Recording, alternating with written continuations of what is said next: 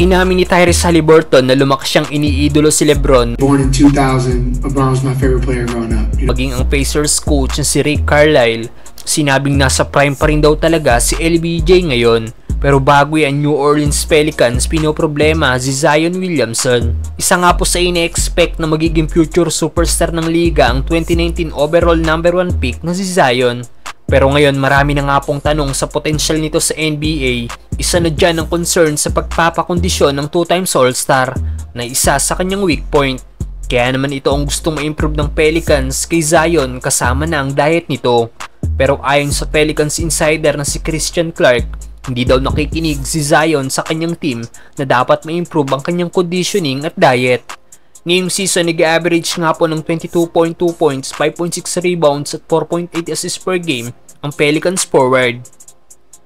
At kung hindi makikinig si Zion sa kanyang team, malaki ang chance na maulit na naman ang nangyari sa kanya noon na hindi siya nakapaglaro ng isang buong season dahil sa foot injury na natamo nito. Dahil hindi makaya ng kanyang mga paa ang bigat ng kanyang katawan. Samantalang Tyrese Haliburton, inaming lumakas siyang paboritong player si LeBron James. Bukas na nga po magaganap ang finals ng in-season tournament kung saan makakalaban ng Lakers ang Indiana Pacers.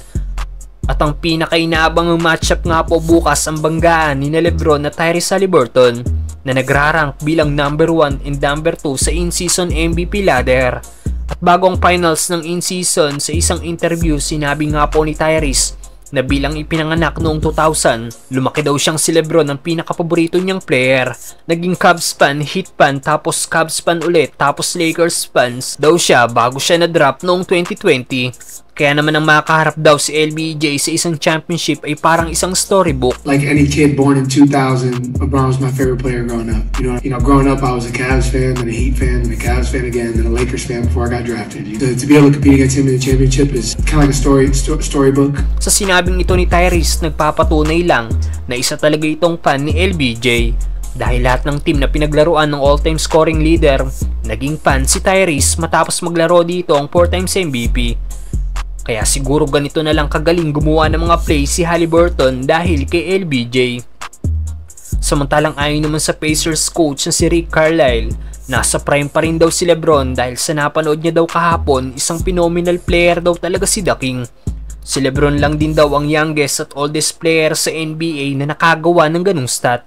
Pagpapatunay lang daw ito sa amazing run ng longevity na meron si LBJ. He's in his prime still. I mean, I'm watching the guy last night, and it's just, you know, it's phenomenal. Someone just gave me the stat. He's the only player in NBA history who's been the youngest player in league history, or the youngest player in the league and the oldest player in the league, both. And that speaks to, you know, obviously an amazing run of longevity.